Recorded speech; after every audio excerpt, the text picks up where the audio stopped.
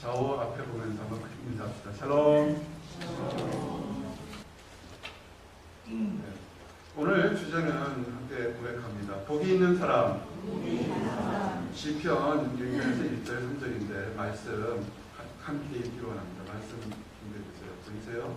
함께 여러분 있는 사람들 말씀 시편 1절부터 1절 3절 말씀을 통해서 여러분을 나누길 원합니다. 함께 읽습니다. 시작.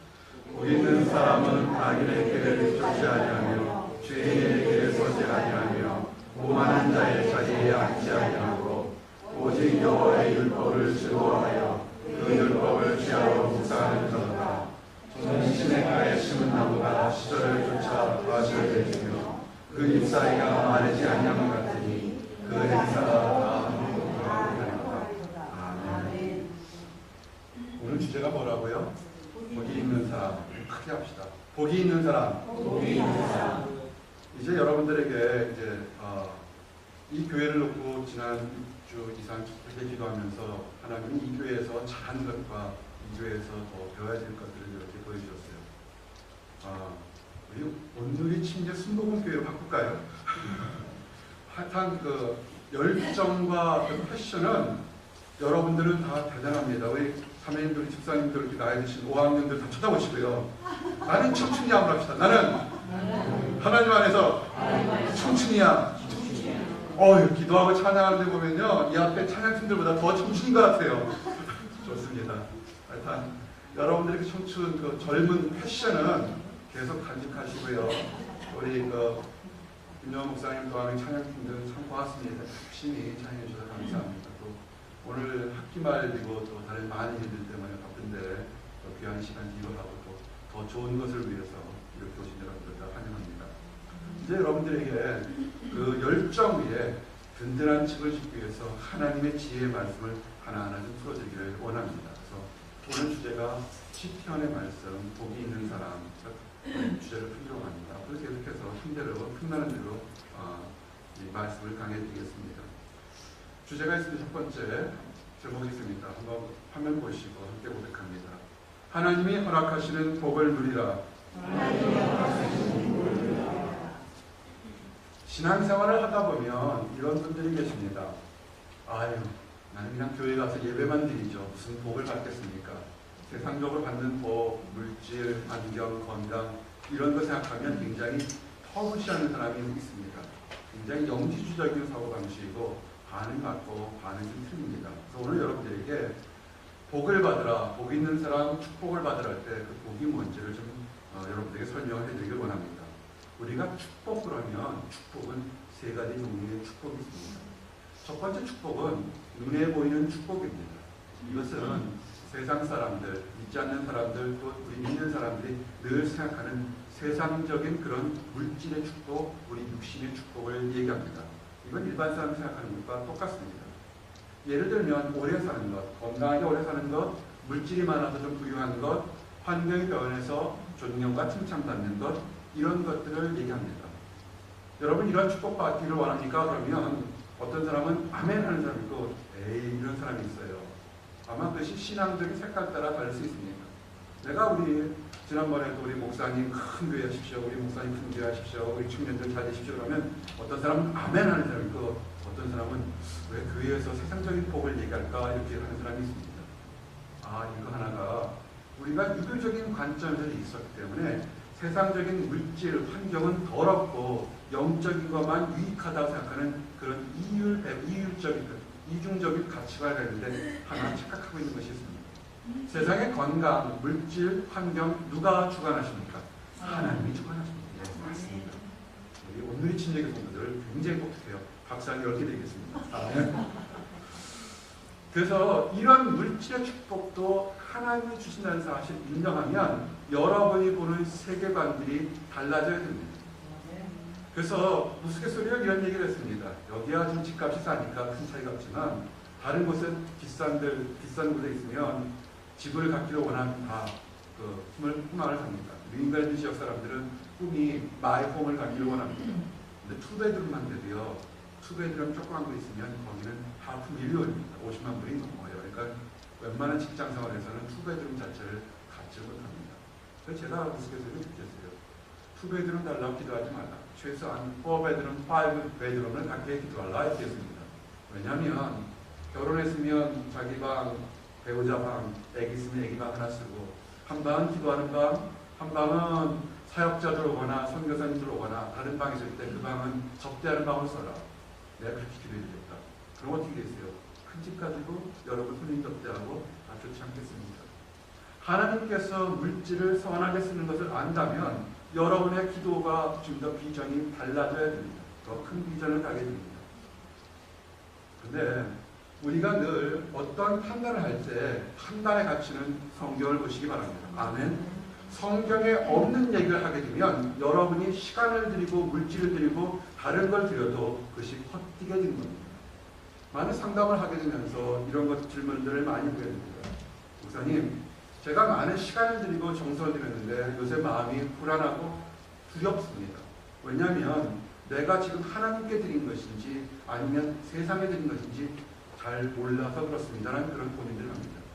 여러분들이요, 내가 지금 하는 것이 하나님께 올바르게 한 것인지 그렇게 하는 것을 판단을 성경을 통해서 판단하시기 바랍니다. 아멘.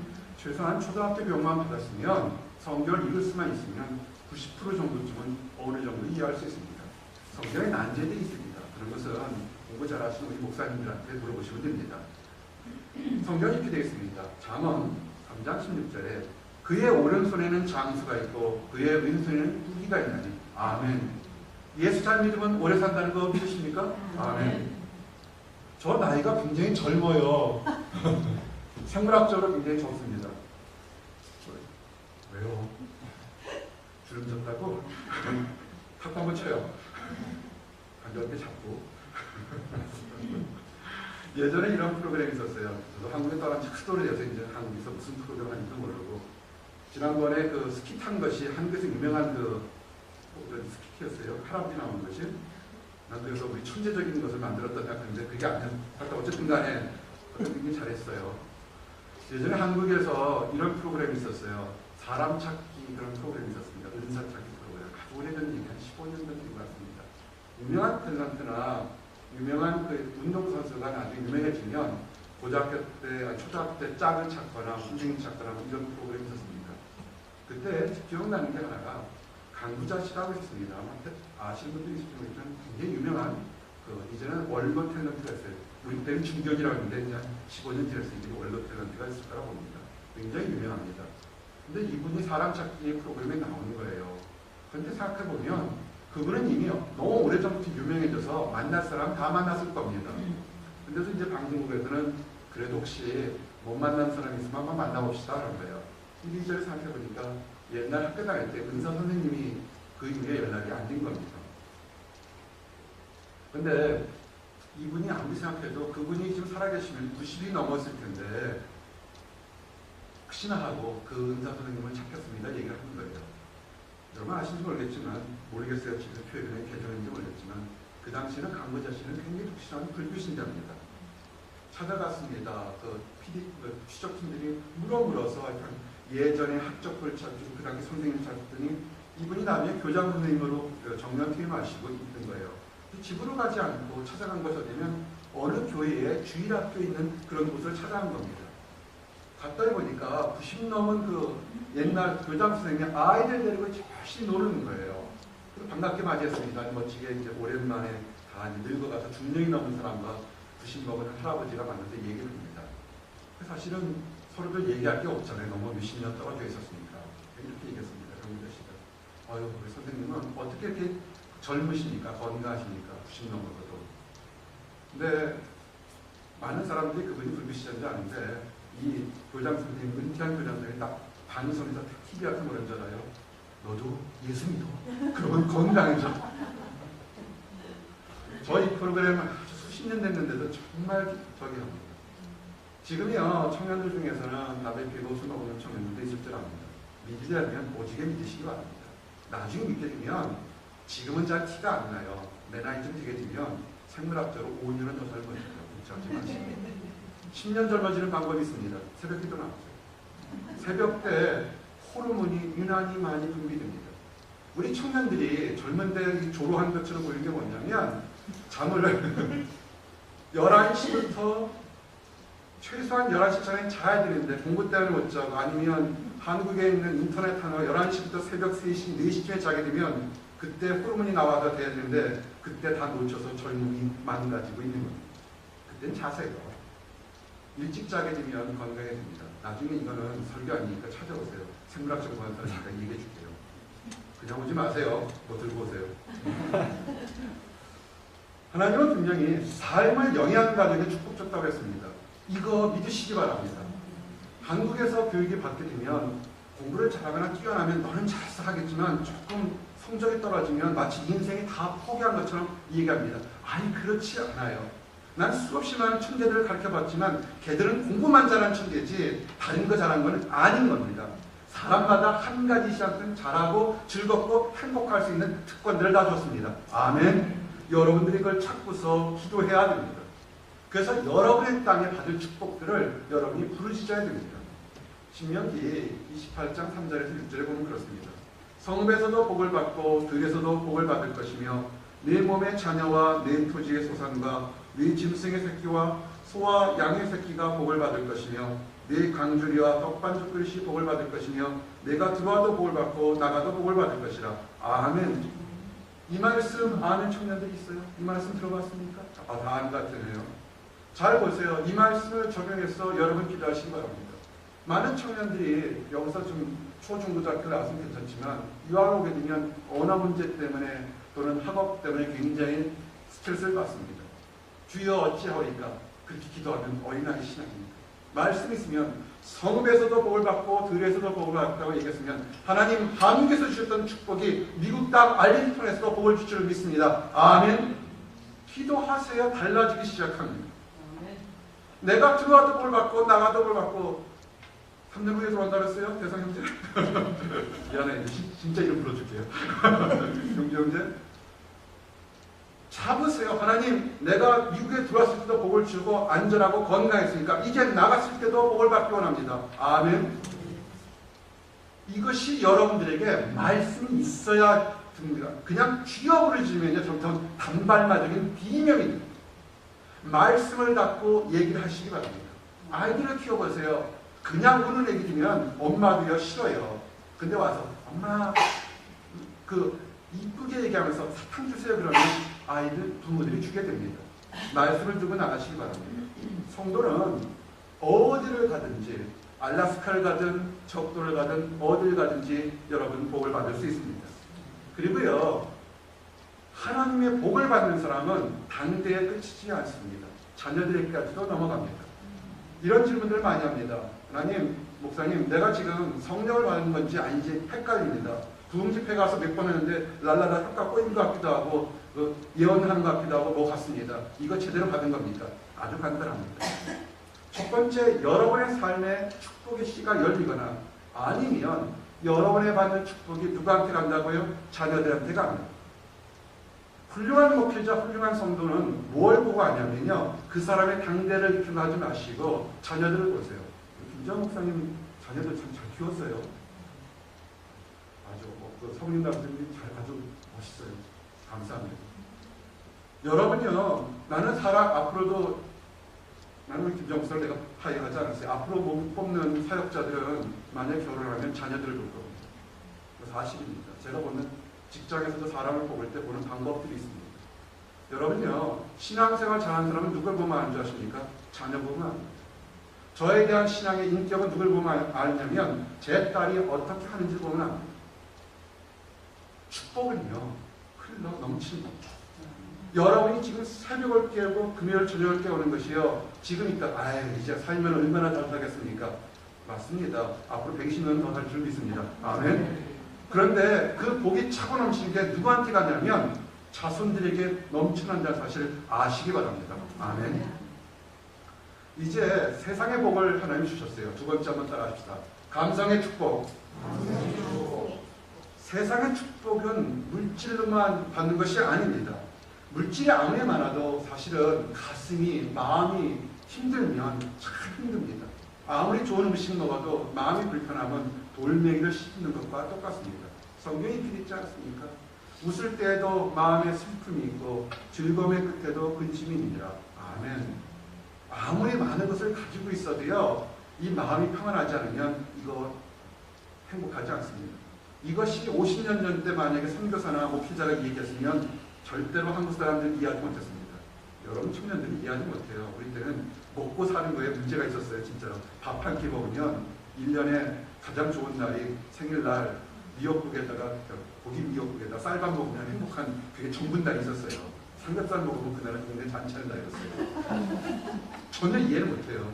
난 구우물자 먹고 큰 세대예요. 밀가루 빵케이크. 거의 아프가니스탄 가고. 근데 여러분은 그렇지 않잖아요. 그때 이런 얘기를 했으면 성도들 계속 합니다. 그렇게 다쳐도 좋으니까 원 없이 한번 먹어봤으면 좋겠습니다. 근데 우리 아닙니다. 한국도 잘 살고요, 미국도 잘 살고 편하게 사는데 좋은 집, 큰 집에 살아도 마음이 불편하면 가시방석에 하니까 똑같습니다. 성경은 틀리지 않습니다. 하나님은요, 이 마음의 복을 주신다는 것을 믿으시고요. 그리고 하나 아셔야 될 것은 하나님은 복을 주실 때 근심과 축복을 겸해 주지 않습니다.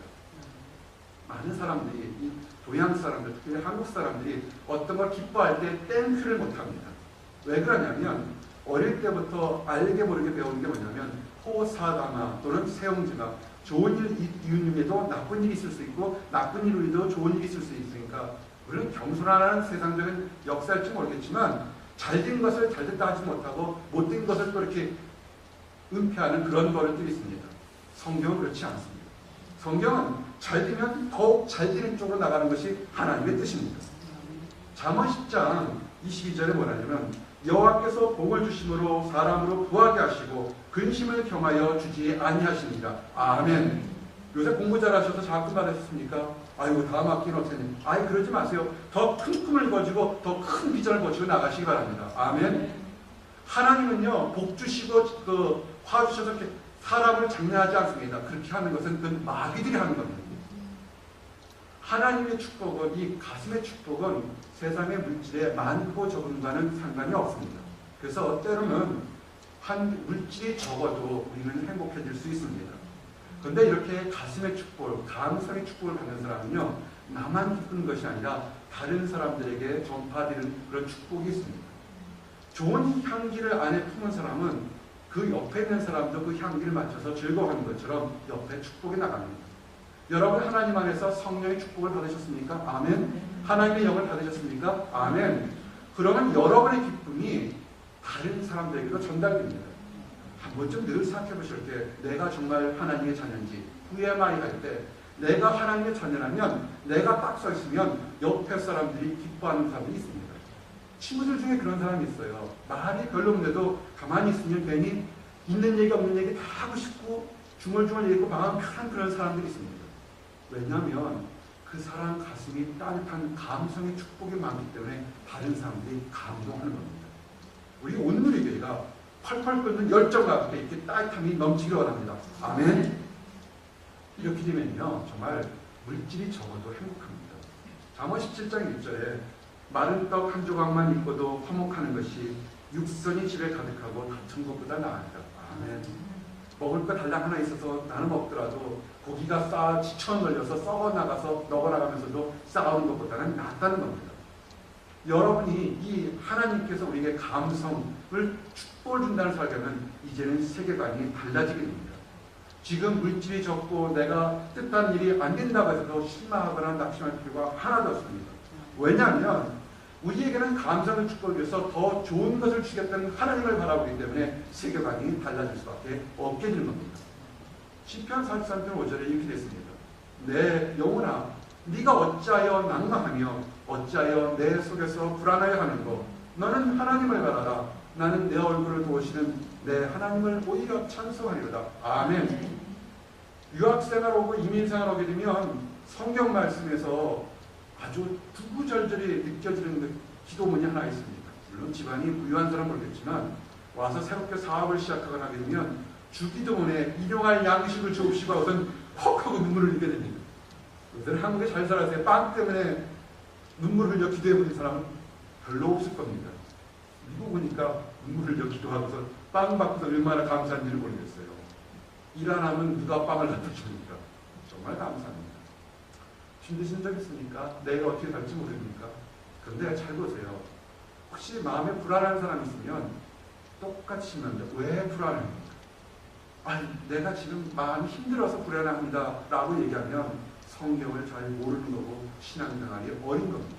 성경을 보세요. 뭐라 씁니까? 여러분 안에 있는 영혼이 여러분 거라고 써 있습니까? 하나님 거라고 써 있습니까? 하나님 거라고 써 있어요. 여러분 안에 지금 고민하고 근심하는 그 영혼 자체가 여러분 것이 아닙니다. 그 하나님의 영혼이 지금 여러분이라는 그런 이 렌트 집 속에 잠시 머물러 있는 것 뿐입니다. 내 영혼이라고 하나님이 얘기했습니다. 하나님은 자기 영혼을 케어하기 위해서 걱정할 수가 없습니다. 여러분을 반드시 좋은 곳으로 인도합니다. 아멘. 물질의 축복, 감성의 축복, 또 하나의 축복이 있습니다. 함께합니다. 영혼의 축복. 영혼의 축복. 세상에 명예나 권력이 없어도 고통 속에서 기뻐하며 영원한 하나님을 바라보는 사람들이 있습니다. 이런 사람들은 세상이 이길 수 없고 가질 수 없는 축복을 가진 사람들입니다. 심령이 가난한 자는 복이 있나니 천국이 저희 것이며. 아멘. 왜 가난한 사람이 복이 있을까? 이건 뭐냐면 하나님을 바라보는 것이 너무 열매가 커서 돈으로 채울 수 없고 좋은 음악으로 채울 수 없고 감성을 채울 수 없어 하나님을 바라보는 하나님의 나라 확장을 바라보는 사람들입니다. 물질의 축복과 감성의 축복은요, 교회에 안 나와도 가질 수 있습니다. 좋은 음악을 듣고 또는 마인드 컨트롤하거나 세상의 다른 종교를 믿어도 1단계, 2단계는 되게 됩니다. 그런데 문제는 영혼의 축복은 가질 수가 없습니다. 그건 하나님과의 문제입니다. 세상에 채워줄 수 없는 것에 대해서 천국과 영생에 대해서 갈증이 있어서 그것을 바라보게 되면 지금 힘들어도 목숨을 걸고 가오게 됩니다. 우리 사역자를 여러분들 존경해 주시고 치열해 주시고 격려해 주셔야 됩니다. 아, 저렇게 호대 멀쩡하게 생긴 분이 왜 나가서 돈을 벌면 얼마나 많이 벌 텐데요. 왜 사역하겠습니까? 사역해서 돈 버는 사람은 거의 못 봤습니다.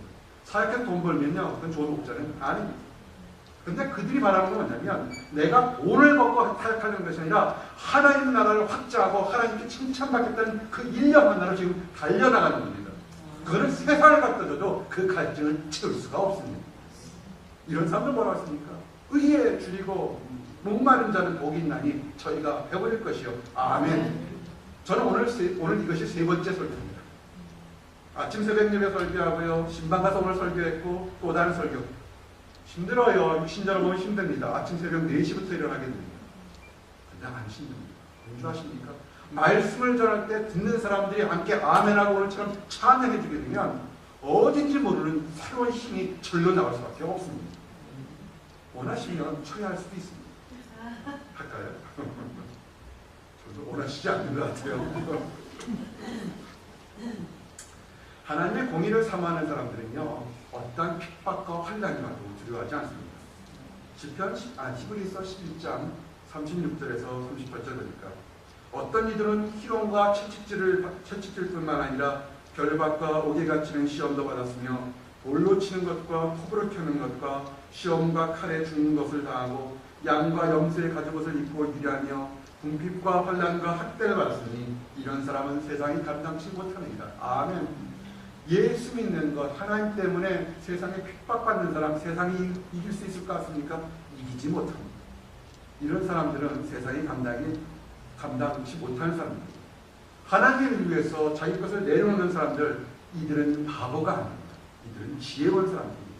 이들은 영혼의 축복을 받을 사람이며 나중에 정말 스스로 놀랄 줄 큰 상을 하나님께 받을 사람들입니다. 얼마만큼 큰 상을 받으냐면 히브리서 11장 26절에 하나님의 일을 한 사람들을 이렇게 표현했습니다. 그리스도를 위하여 받는 능력을 애굽의 모든 보화보다 더 큰 재물로 여겼으니 이는 상주심을 바라보리라. 아멘. 하나님을 위해서 내가 다른 사람과 같이 누리지 못했다 할지라도 그런 사람의 중에 뭐냐면 애굽에 있는 모든 재물보다 더 큰 상을 주겠다고 했습니다. 이것이 기록될 때 애굽은 그 당시 세계의 가장 부유한 나라입니다. 현대말 애굽은 미국에 있는 모든 재물보다 더 큰 재물을 하나님이 주시겠다고 얘기합니다. 여러분 사역을 어떤 마음으로 하십니까? 여러분 예배를 어떤 마음으로 하십니까? 여러분이 이 자리에 있는 것은 이 땅에서 어느 상보다 더 큰 상을 받기 위해서 이 자리에 나온 겁니다. 아멘. 그래서요, 반대로 이 예배당에 달려 나가올 때 여러분들의 마음을 퍼뜨려 놓는 악한 것들도 있다는 것을 아셔야 합니다. 왜? 여러분들이 지금 미국 땅보다 큰 상급을 받으니까 그것에 엎어 맺히려는 마음을 힘들게 하는 것도 있다는 것을 아셔야 됩니다. 아멘. 하나님의 축복은 세 가지입니다. 육신의 축복, 마음의 축복, 영혼의 축복을 받게 됩니다. 이 축복을 받겠는데 그러면 누가 받습니까? 여러분 모든 사람들이 받기를 원합니다. 아멘. 그런데 우리가 아멘 하지만 이 축복을 받는 사람이 어떤 사람이 축복을 받을까라고 성경은 아주 간단하게 기록되어 있습니다. 그 사람은 어떤 사람이 이런 축복을 받느냐면 지혜로운 사람이 아니라고 했습니다. 누가 지혜로운지, 세상에 학위를 많이 가진 사람이 지혜로운 건지, 돈을 많이 가진 사람이 지혜로운 건지 그렇지는 않습니다. 잠언 1장 10절에 여호와를 경외하는 것이 지식의 근본이오늘 일어나는 자는 지혜와 훈계를 멸시하느니라. 아멘. 축복을 받는 사람, 지혜로운 사람은 여호와를 경외한다고 했습니다. 제가 이 개역 성경을 계속 좋아하고 좀 이렇게 예스러운 표현이지만 쓰는 이유가 뭐냐면 현대 개역 개정이나 NIV 성경에서는 이 경외란 말을 영어로 그냥 fear, 두려움이라고 해석해 놨습니다. 근데 원래의 뜻은 그렇지 않습니다.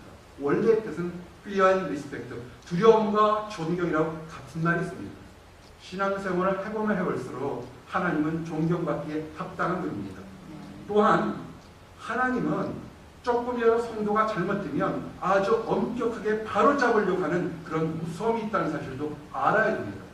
이것을 한 번도 체험해보지 않았다면, 내가 그릇된 길을 가는데도 한 번도 하나님의 진노를 체험해보지 않았다면 이건 진짜 심각한 문제입니다. 잘못했는데도 아무런 징계가 없다면 그 사람은 하나님의 자녀가 아닐 가능성이 있기 때문에 정말 심각하게 고민해야 됩니다. 이제 여러분들에게 우선 하는 건 뭐냐면 하나님을 경외하십시오. 여호와를 경외하는 것이 지혜의 근본이요 거룩하신 자를 아는 것이 명철입니다. 아멘. 여러분이 하나님을 안다면 여러분은 이 동네에 어떤 학위를 받은 분보다 더 지혜로운 사람들입니다. 아멘. 이제 지혜로운 사람은 세 가지 벌을 받는다고 했습니다. 근데 불행하게도 이런 지혜를 갖지 못한 또 세 종류의 사람들이 있습니다. 이 얘기를 안 하고 싶지만 오늘 읽던 말씀이 있기 때문에 증거하기를 원합니다. 우리 온누리 교회는 한 번도 여기에 속하지 않기를 원합니다. 아멘. 한번 같이 합시다. 어리석은 사람이 되지 말자. 하나님의 지혜를 갖는 사람이 축복받는 거예요. 어리석은 사람 세 종류를 하겠습니다. 악인의 길을 쫓지 않는 사람들입니다. 악인의 대표는 사단과 마귀입니다. 사단과 마귀의 평생 동의 즐거움과 꿈은 뭐냐면 성도들을 속여서 끼어서 그 하나님으로 받을 축복에서 멀어지게 하고 그 재앙을 받게 하는 것이 그들의 목표입니다.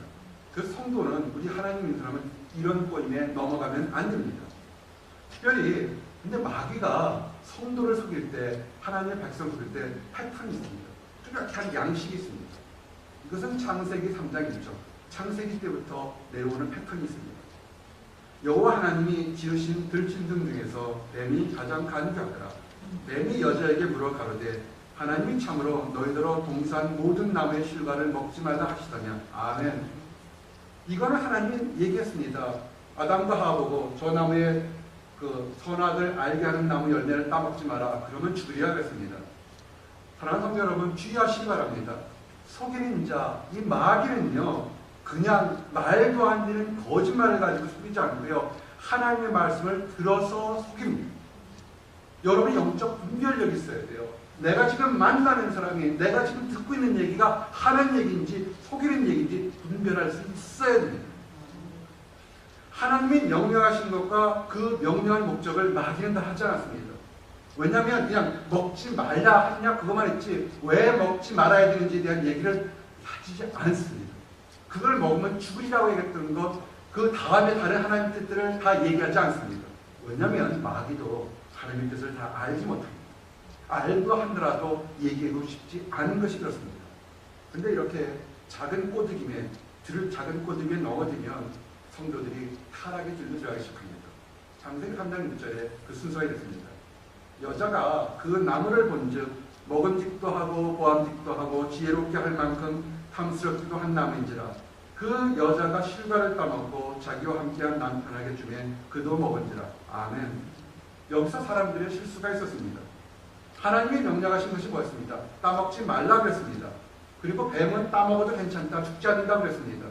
여러분이 신앙생활 할 때 하나님이 들은 말씀과 여러분의 판단이 서로 이렇게 어긋나는 경우가 있습니다. 내가 교회를 더 나올까 말까, 내가 저 사람과 결혼할까 말까, 내가 저 직장을 가야 되는가 말까, 내가 이것을 해야 될까 말까, 여러분의 판단과 수없이 있게 되면 어떻게 되냐면 내 생각대로 한 것이 아니라 하나님께 먼저 물어보시기 바랍니다. 아멘. 뱀이 꼬셨더라도 여자가 좀 기다렸다가 하나님한테 가서 뱀이 그러는데 먹어도 안 죽는다는데요, 왜 거짓말 하셨어요? 나 따먹으면 안 돼요? 한 번만 물어봤으면 됩니다. 물어보지 않았습니다. 어떻게 했습니까? 가장 먼저 쳐다봤습니다. 여러분이 지금 무엇을 쳐다보느냐에 따라서 여러분의 인생이 완전히 달라지기 시작합니다. 선한 것을 바라보고 있느냐, 다툼과 분열의 영을 바라보느냐에 따라서 인생이 달라지기 시작합니다. 보기만 하는데 뭐가 잘못이냐고요? 아니에요. 그렇지 않습니다. 먼저 눈의 유혹을 받게 되면 두 번째는 본능의 유혹을 받게 됩니다. 보는 걸 조심하시기 바랍니다. 이 보게 된 다음에 본능에 가서 먹고 마시는 음식에 대한 욕심에 끌렸습니다. 사람이 배부르면 그 다음 하고 싶은 것이 명예욕, 권력욕을 갖고 싶습니다. 이 하와는 이 세 가지, 눈으로 봤고 먹었고 그 다음에 명예욕을 가졌습니다. 근데요, 이거는 성경을 얘기하려도 고전에서 나오는 게 있습니다. 논어에서도 덕 불고 덕은 외롭지 않다, 덕을 행하는 사람은 항상 친구가 있다 얘기합니다. 제가 그 말씀을 보고서, 논어를 보고서 이 성경을 이렇게 만들었습니다. 악 불고 악을 행하는 사람은 절대로 혼자 하지 않습니다. 하와가 자기가 잘못해놓고서 어떻게 했습니까? 죄책감을 덜기 위해서 멍청해서 있던 자기 남편을 데려다가 입에서 유져버렸습니다. 남편도 덩달아서 어리석은 행동을 했습니다. 남편이 어떻게 됐습니까? 먹지 말라고 했는데 왜 먹냐고 얘기를 해주든지 아니면 물어보든지 했는데 같이 먹었습니다. 이건 정말 중요한 얘기인데 한번 같이 하기를 원합니다. 저를 보시고 한번 같이 하기를 원합니다. 하나님 안에서 좋은 친구 사귀자.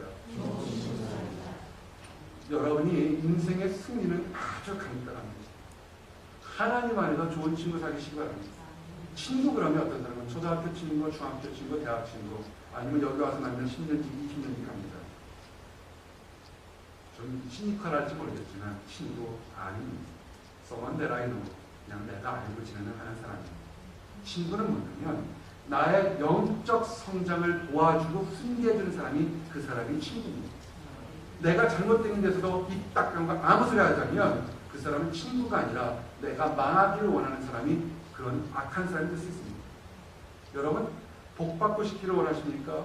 아주 간단합니다. 성경이 필요해 있습니다. 잠언 13장 20절에 지혜로운 자와 동행하면 지혜를 얻고 미련한 자와 사귀면 해를 받느니라. 아멘.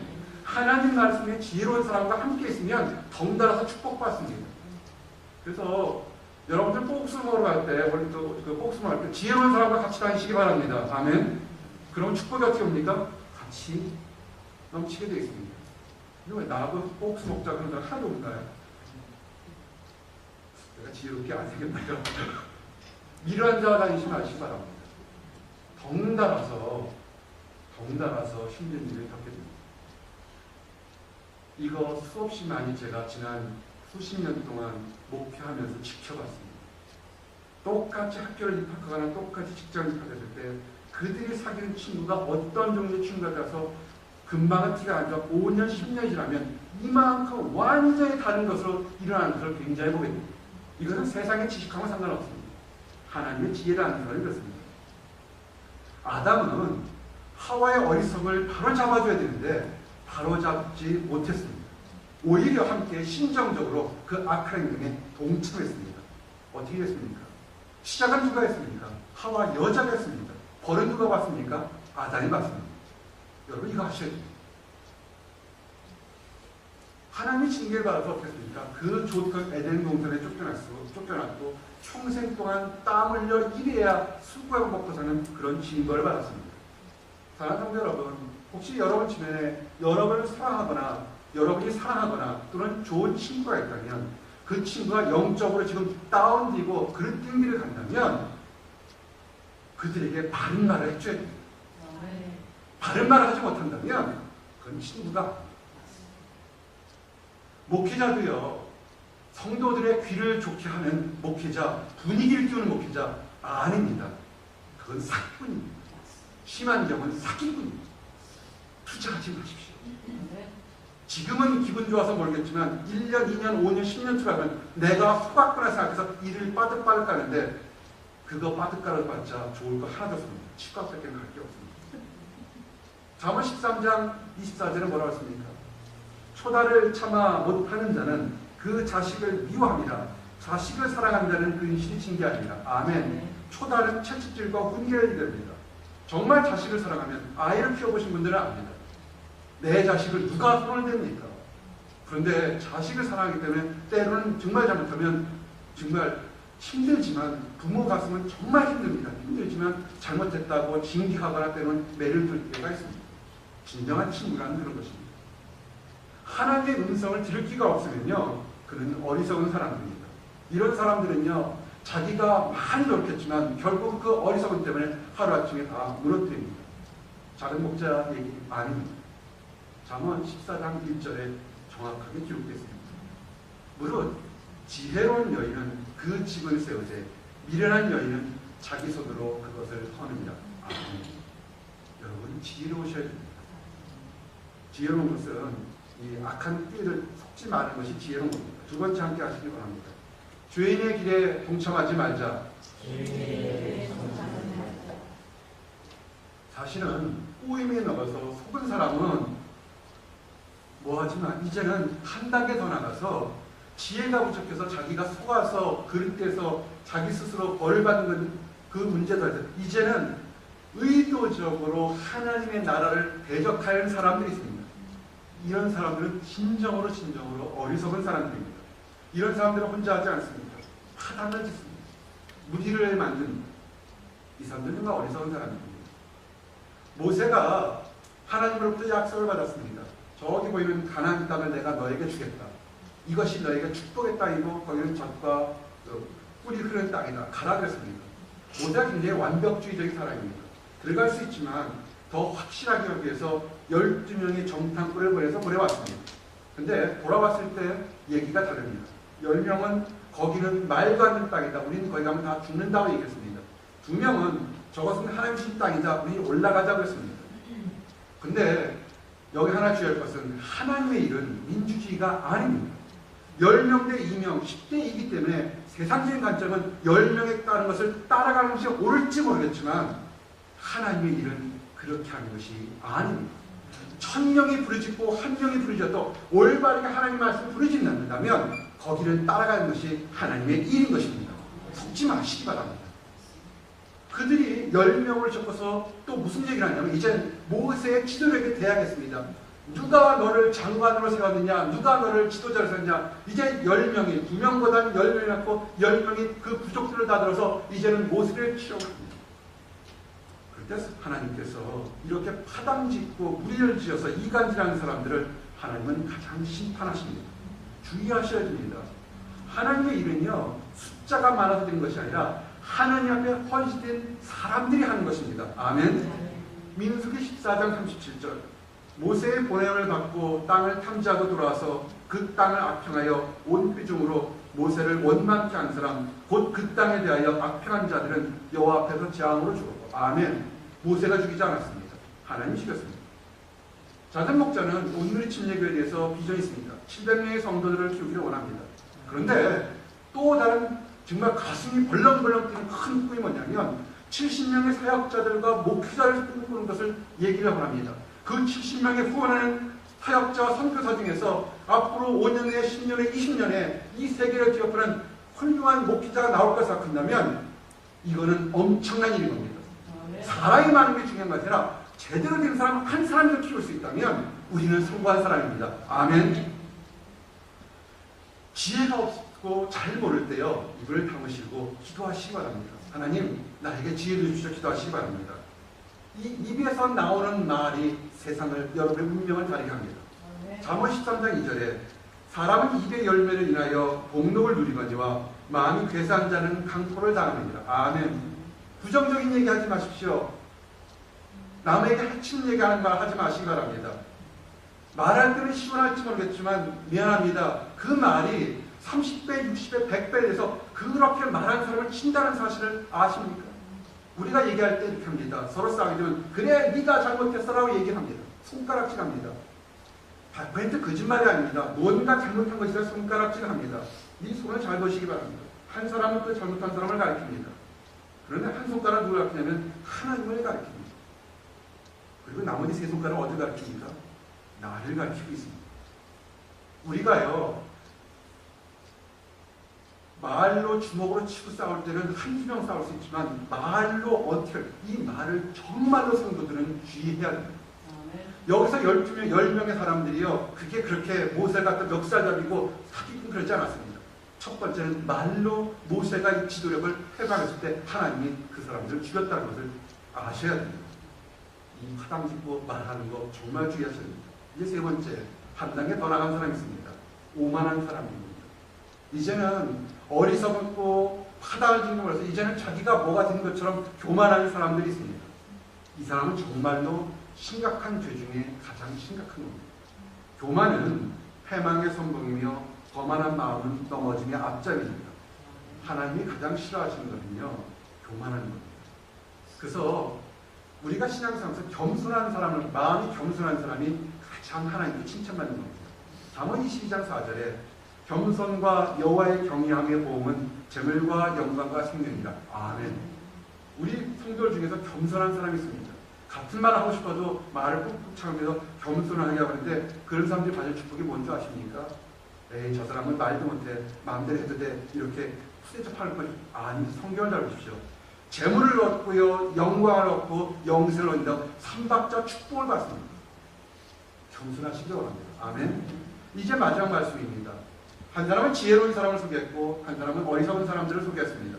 그러면 이제 여기 있는 모든 분들이 지혜로운 사람 되기를 원합니다. 아멘. 그러면 지금 혹시라도 내가 부족한 가운데 있던 사람은 어떻게 하면 지혜로운지 그 방법을 말씀드리겠습니다. 함께 고백합니다. 말씀을 묵상하자. 실천하자. 하나님 말씀을 많이 들으시기 바랍니다. 들은 말씀이 이 말씀이 그 말씀인지 여러분 스스로 생각하는 것을 묵상이라고 합니다. 묵상한 말씀이 있으면 실천하시기 바랍니다. 작은 목자가 일주일에 평균적으로 계산해 보니까 8번에서 9번 설교를 합니다. 주일날 한 번 들어와서 설교를 듣는 것과 새벽 예배에서 듣는 설교를 듣는 사람이 어떤 사람이 하나님 말씀을 더 많이 듣고 이해했을 거라고 합니다. 우리 새벽 예배 끝나면요 그냥 가지 않습니다. 예배 끝나고 나서 커피 한 잔에 토스트 한 잔 먹으면서 30분, 1시간, 2시간 이렇게 얘기를 하고 갑니다. 어떤 사람이 저와 성도들의 관계를 얼마나 더 많이 이해할 수 있을 것 같습니다. 많이 만난 사람, 많이 본 사람이 이해합니다. 우리 온누리 교회에 제가 아주 쉬운 기준을 하나 얘기를 하겠습니다. 1년에 성경은 2번 읽겠습니다. 아멘. 아멘 하신 분들은 축복이 있습니다. 이걸 읽으십시오. 예전에 어떤 사람인데 권세가 됐는데요. 나이가 50대 중반인데 얘기를 합니다. 큰 교회, 올해 큰 교회 권사입니다. 목사님, 제가 부끄럽게도 아직 평생 동안 30년 동안 신앙생활하면서 성경을 한 번도 읽어보지 못했습니다. 그건 자랑이 아닙니다. 이 성경 읽는데요. 구약에 좀 힘든 부분이 있어요. 민수기 신명이라 하면 톡톡톡 무슨 말인지 헷갈리긴 하지만 다른 성경들 굉장히 쉽습니다. 그리고 새로운 번역 성경 굉장히 쉽습니다. 신약 성경은요. 날 잡으면 3일이면 다 있습니다. 구약이요. 날 잡으면 구약 신약 한 달이면 다 읽을 수 있습니다. 읽어보시기 바랍니다. 읽고 나면 여러분의 눈이 확 달라진 것들을 보게 됩니다. 1년에 2번은 성경 읽으시기 바랍니다. 아멘.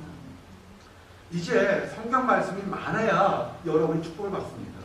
특별히 사역자들은 성도가 2번 읽으면 사역자는 몇 번 읽어야 됩니까? 최소한 6번을 읽어야겠죠. 그죠? 김종환 전도사님은 12번 읽겠다고 지금 저한테 눈을 꺽꺽꺽 그랬어요.